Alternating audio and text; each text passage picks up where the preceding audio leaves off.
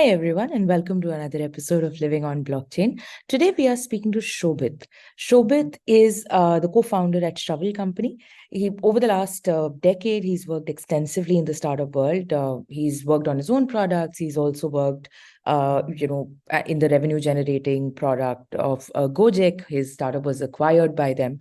And post that, now he's obviously working on Shovel, which is basically on a mission to create infrastructure tools for developers. And they are creating a DCN, a social graph infrastructure for building rich personalized applications. So it is more geared off towards decentralized identity and how that will change the way users interact with Web3 applications.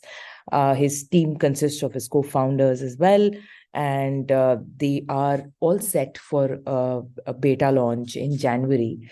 It was a very exciting conversation. I think this one would be especially good for engineers and folks who are building in this space, looking at more B2B side of things.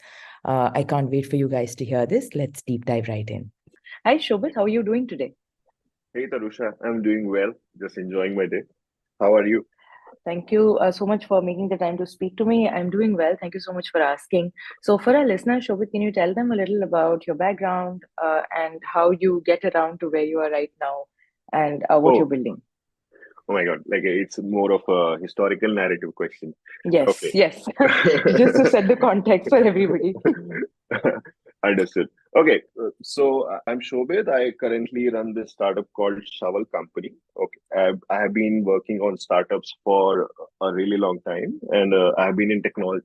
I've been actually programming for a very, very long time. I've been coding from since I was 8, 9 year old. I got into startups in 2012, and 2013 is when I started myself for the very first time. At that time, I was building a product like Zoom. WebRTC was a upcoming technology back in the day, and meeting room software was pretty bad, right? Like it is kind of bad in terms of UX, but still, so that's where we were. I think I was very young and dumb, so not much happened in that startup.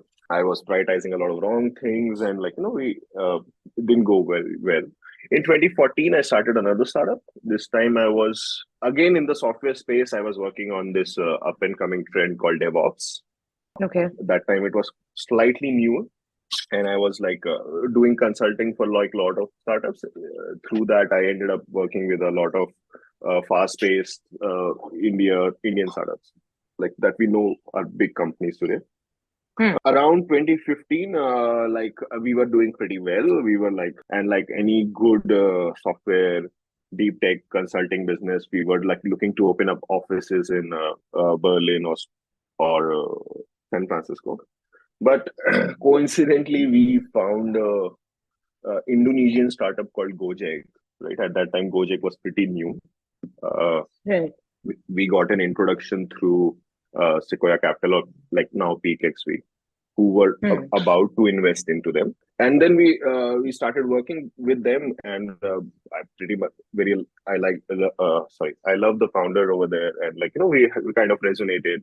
I always wanted to build a product, and they were looking for people to take that part from them, right? So we got acquired into Gojek. Okay. My co-founder from my startup became CTO at Gojek at that time, and I was I was looking after their transport business overall, like the product engineering and also the engineering platform.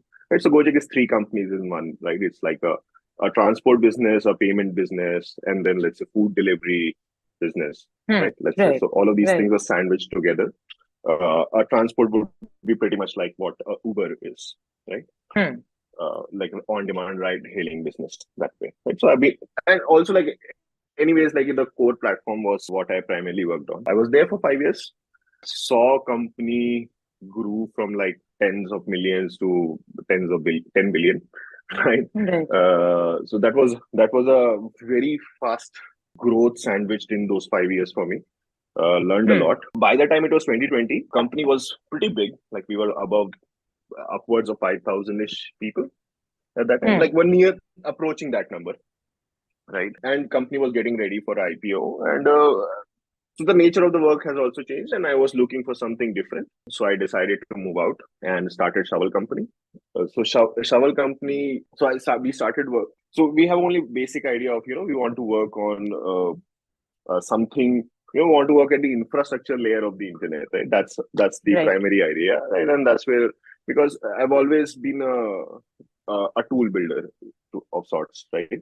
And I always appreciate a tool when it fits for the job, right? So that's where the core idea was, and we started working in that place. I was anyways pretty much deep into engineering myself, so natural place for me to start was in the cloud market, right? Right. So Right. 2021, we started building this product called Odet. Hmm. Odet. So the core idea was as the larger ecosystem architectures of companies evolve, it becomes Right. very hard to identify and know where what it is, right? Like it's just like you never have a map of what the things are, Yeah. Yeah. right? Right. So Odet was the map we were trying to build, right? So Odet is a small river in France, and world's oldest 3D map is actually of that river, right? So that's where we got the name, and we were building that product. We tried and we worked at it for a year, and then we kind of pivoted into Web3 because, like at some point, we concluded, cloud and SaaS feels like a late stage market to me. And we were more keen to go and think about like where is the emerging technology space, right? So I was more interested into that, and that's where the Web3 people were loudest. So we said, okay, let's start from there and see where it leads, right? Somewhere middle of 2022, we decided to go into Web3. I spent like 3-4 months. By the time it was September, we concluded the primary problem is around digital identity and all of this notion of decentralization, right? It's a whole spectrum of like rational to irrational what decentralization can mean, right? Some of it is very rational, like it is based out of fake rate of a marketplace, right? Like I was Right. running a marketplace business myself, like with several million drivers every day on the platform, right? And a food delivery business like a Swiggy, right? So you can understand, okay, this is pretty rational because you can look at a balance sheet and say, oh, this is the money we are talking to decentralize, right? Right. Then the slightly above one is like slightly more philosophical in nature, right? It's like big tech versus user privacy tracking, that kind of a fight, right? And then like above that, it's like kind of a that's where we are in the gray territory, right? Like for example, central banks and monetary policy, and then Right. countries and sovereignty, right? So there is a whole spectrum of these ideas of where how individuals correlate with a larger institution, and that's where I felt like it's pretty much sounds like a digital identity problem, and we started pursuing Right. it from that perspective, and that's where Right. we got into. That's where we are, right? So we realized that there is a emerging account systems that we are coming up for every end user, right? And how do we accelerate growth of those account system is how we landed to DCN. Okay. So just to understand, is DCN something what you're doing at Shovel? Basically, you're building this DCN. Is it similar to DITs or what ENS is doing? Okay, so so let's dig into what DID ANSs are, right? Like, and then I'll answer back to what we are doing and how it's similar and different, right? Right. So DIDs are pretty interesting, right? Because DIDs are just like an IDs, right? Like let's say you have Aadhaar Right. card in India, right? Like you get Hmm. everybody gets an identifier, right? And Hmm. DIDs is a way to create an identifier, but they are not like a very big, and they are slightly smart identifier in a way because that they can resolve into some data, right? Like you can try and resolve a DID and you can get us some data around it, right? So Right. anything can be a DID. Now it connects back to crypto world very easily because like a cryptographic key can be represented as a DID, right? So Hmm. people can store DIDs and they don't have to worry about, that this is a cryptographic key or this is a user profile or this is something else, right? They can just store DIDs, right? So Right. it creates a great standardization layer that way, right? Right. Right. At the software layer to interact. Now, ENS is slightly different. ENS maybe is more closer to DNS or IPNS, right? It's like a naming thing, right? Now, so why do we need naming? Is because underlying infra changes all the time, right? Like for example, let's say if you've done a website hosting ever, right? You will tell an IP address, right? Like, let's say you deployed on GitHub or now you're deployed on AWS, right? You will change that IP address, right? But everything should work. The end user knows the name, right? So that it is so did is what for the is for the infrastructure layer, and the naming system is for the user layer, right? So they are like two sides of the same coin in that way, right? Now both of them are crucial for a account system, right? Both of them are like critical part of account system, right? Because the did is kind of the software interoperability side, and ENS is like more of a consumer interoperability, right? Right. So both of them are two sides of the same account system, right? Understood. DCN is slightly different, right? Because DCN is about contacts, right? So let's say Okay. you have an account, right? But you will Hmm. have some contacts, right? Like let's say you have a Google account on your phone or Android phone, and then you have the contact app, right, in which you have bunch of contacts, right, which are Hmm. associated with your account, right? So DCN is about those contacts and the interoperability of those contacts. Okay. We believe like social networking as a concept is kind of moving towards the protocol layer, and very simple questions, right? Like why can't I annotate physical things, right? Let's say for example, let's say I read a URL or a website or Wikipedia page, right? Hmm. Why can't I leave comments for my friends to see, right? These kind of things can only possible if we stop thinking in terms of the interfaces of the current websites, right, or the current Hmm. products, right? So this kind of a discovery of people and contacts is moving towards the protocol layer, and that is what we are trying to visualize when we are trying to do DCN. Okay. So again, this is like a lot of information that has been thrown at the listeners, after your explanation. If you had to explain what DCN is in perhaps a line, or explain to people in a way that, they'll understand it immediately to a lay person, how would you describe it in 1 or 2 lines? Okay, so first of all, I believe DCN is more of engineer-facing product, right? While Hmm. Yeah. let's say an app, let's say a contact app that we are making called Rolodex is a consumer-facing product, or a directory app for a community is a consumer-facing product, right? So Right. how I would describe DCN is that DCN is primarily interoperability of contacts, like so that let's say you start any application. Most of the applications are fun when you have your Hmm. friends over there, right? Right. But the problem is how do we get those friends over there? To do that, we have this infrastructure that allows you to interoperate your contact to different places, right? So that's what DCN Right. solves for. So interoperability of contacts for in the Yes. decentralized world. That will be one, Yes. succinct way of putting it. Correct? Yes. Yes. Okay. So can you give us like a use case example for this? Okay, so very simple one, right? That's what we are trying to work with today, right? Hmm. So the philosophy that we have is like once you are building an infra like this, you have to also bootstrap it with the right set of applications in the beginning, right? So the first application we built is a basic contact app, right? It's a personal relationship management app where you have like a power user interface to a contact app in some sorts. Another application that we are trying to build is a directory app for a community, right? Okay. So a lot of communities are actually running on WhatsApp, Right. right? Or some groups or the other, right? And lot of times you are joining a group where you really don't know anybody, but you join for some purpose of the group, right? But you would Hmm. like to browse who are the people over here, right? So a lot of WhatsApp groups, a lot of good run community actually maintain a member directory, right? Where it's Right. kind of an Excel sheet, which is just in the link to the description of the group, right? Hmm. So that's literally the next step that we are making. Is one of the use case, and right. So and we are trying to also work towards the creator economy use case, right? Where a lot of these problems are around, who owns the end customer? Is it the platform? Is it the creator? Hmm. Right. So that's the primary build area that we are focused on. I hope I answered Okay. your question. So, you've kind of answered what kind of applications that you envision being built on the platform. And that is essentially what I was trying to ask you, what would be like a good use case.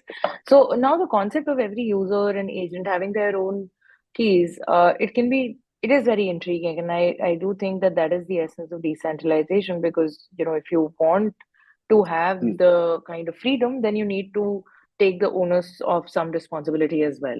Yep. But how does your company foresee this, changing the landscape of digital identity, and what can be, say, potential benefits for individuals I, and I businesses? Sorry. I think the freedom one you touch upon is a very important one. It's more, but it's Right. slightly philosophical one, right? Sometimes Hmm.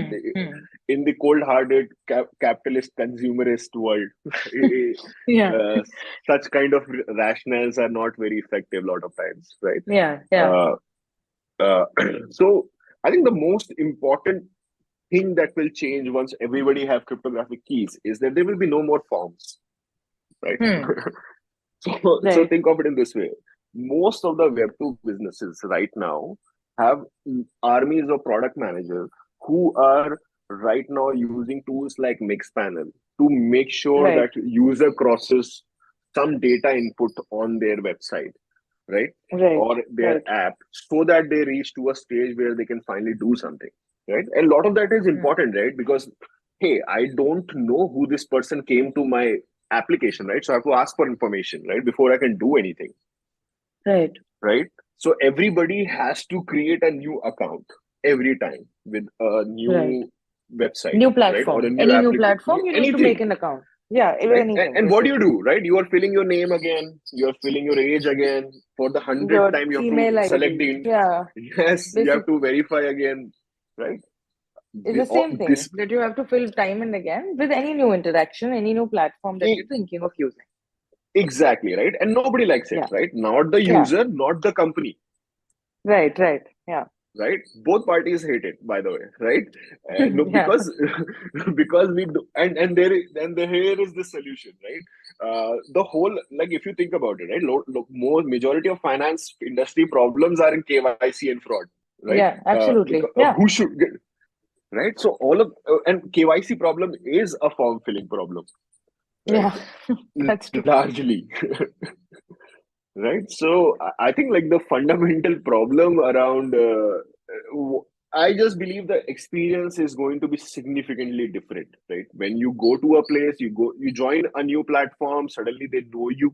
Now you're a valued customer suddenly on the day one. You don't have to be gamified for 30 days to really be of any value to them, right? You can actually start, Right. and you can also port your friends to that, right? Like the experience of joining these places is going to change, right? Like how internet feels is going to change, and I just believe that way.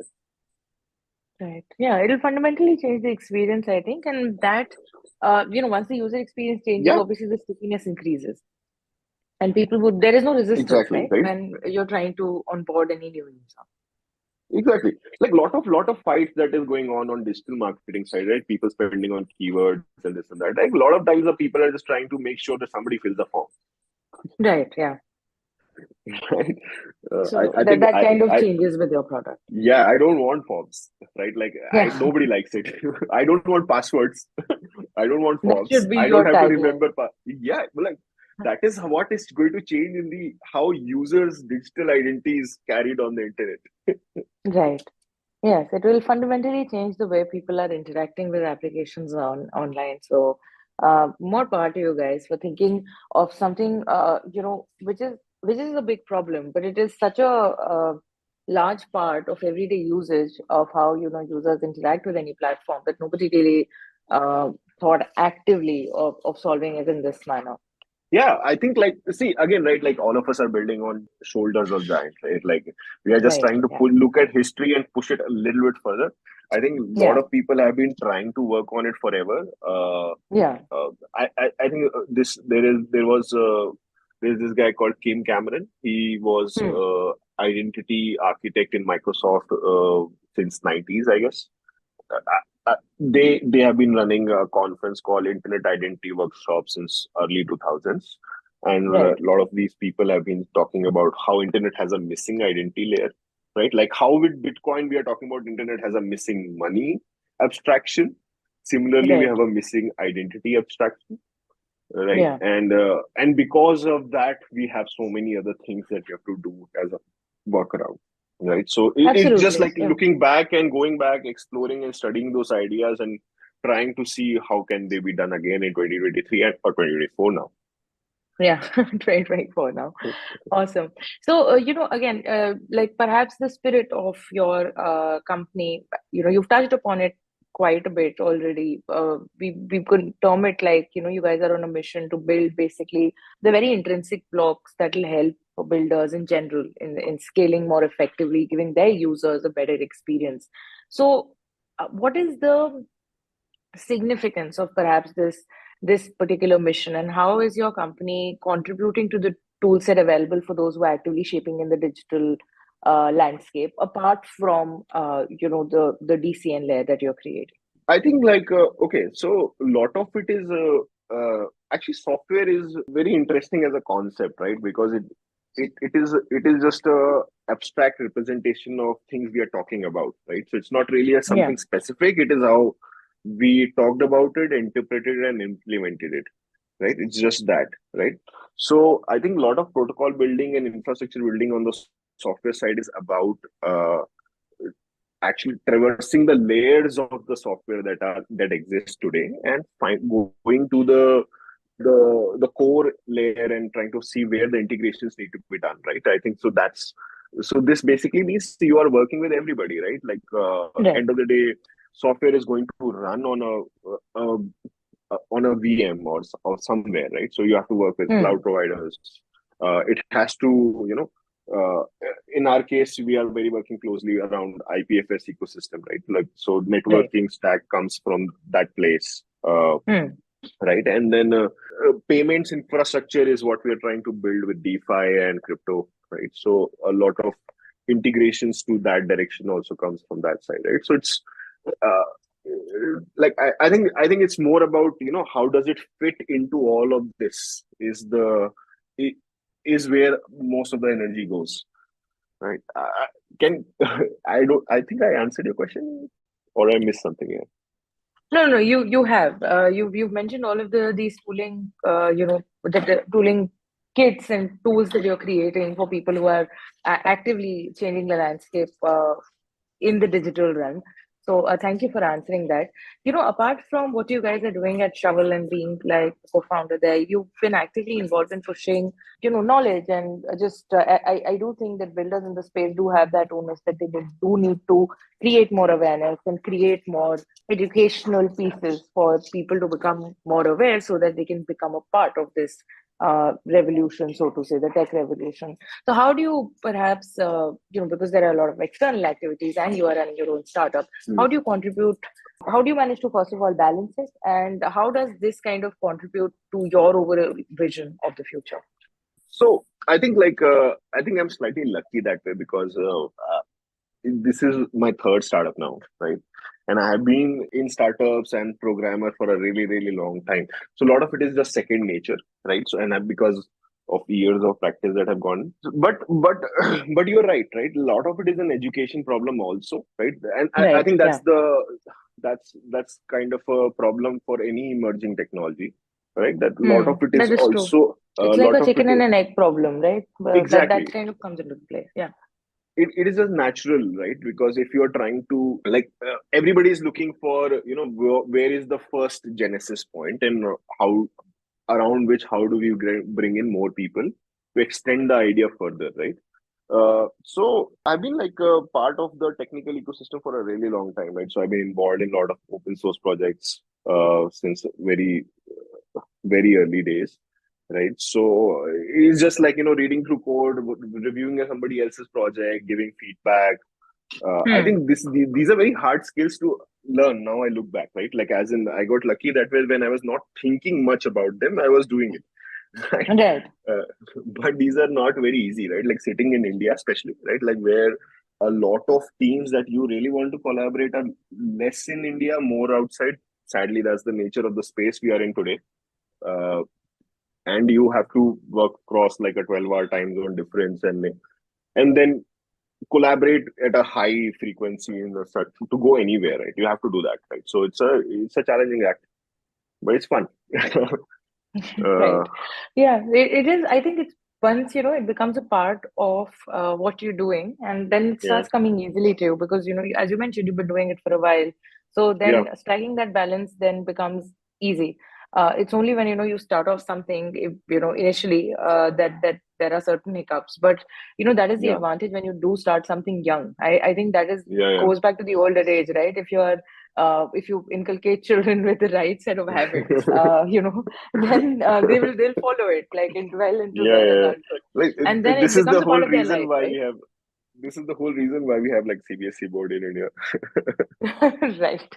Okay, so I come from ICSC, but I understand the feeling. I have a lot of folks who've studied in CBSE board as well. But yeah, that is I do think that ultimately, anything that you think should come easily to you, it'll only come easily to you when you make it a part of your daily routine, and you're kind of measuring it and making sure that you're somehow doing it, and it'll come easily to you then because Yeah, yeah. it's becomes deeply ingrained in and becomes a part of your personality perhaps. Exactly. Like it's very much like like the Zen style of thinking, right?